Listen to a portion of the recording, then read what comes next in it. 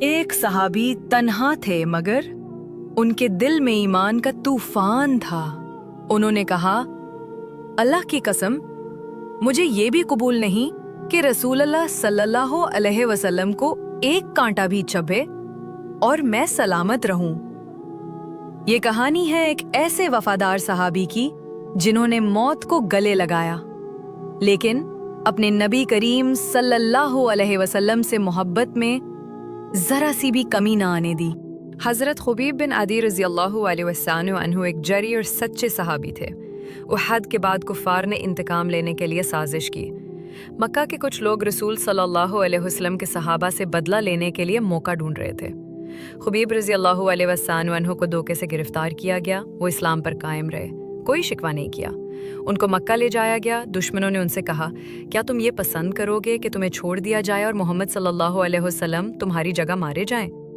حضرت خبیب رضی اللہ علیہ وسلم عنہ کا جواب، اللہ کی قسم مجھے یہ بھی گوارا نہیں کہ میرے جسم میں کانٹا چبھ جائے اور رسول اللہ صلی اللہ علیہ وسلم کو خراش تک آئے۔ دشمن حیران رہ گئے اس محبت پر۔ خبیب کو سولی پر چڑھایا گیا لیکن شہادت سے پہلے 2 رکعت نماز پڑھی۔ آخری الفاظ، یا اللہ انہیں تباہ کر دے، میری خبر تیرے نبی کو پہنچا دے۔ آسمانوں پر فرشتوں نے اس شہادت کا منظر دیکھا۔ حضرت خبیب ابن عدی کی یہ واقعہ ہمیں سکھاتا ہے کہ جب ایمان دل میں ہو تو موت بھی ایک مسکراہٹ بن جاتی ہے۔ وہ دشمنوں کے درمیان تنہا تھے لیکن ان کا دل اللہ کے نور سے لبریز تھا۔ انہوں نے جان دے دی مگر دین نہیں چھوڑا۔ انہوں نے شہادت قبول کی مگر رسول سے محبت میں کمی نہ آنے دی۔ اگر آج ہم میں ایمان کی یہ حرارت، یہ وفاداری، یہ سچائی آ جائے تو دنیا بھی سنور جائے اور آخرت بھی۔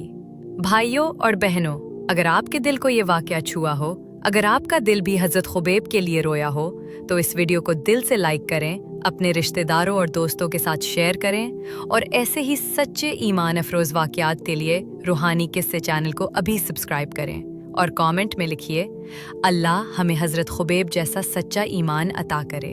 ملتے ہیں اگلی ایمان افروز کہانی میں، تب تک کے لیے السلام علیکم ورحمۃ اللہ وبرکاتہ۔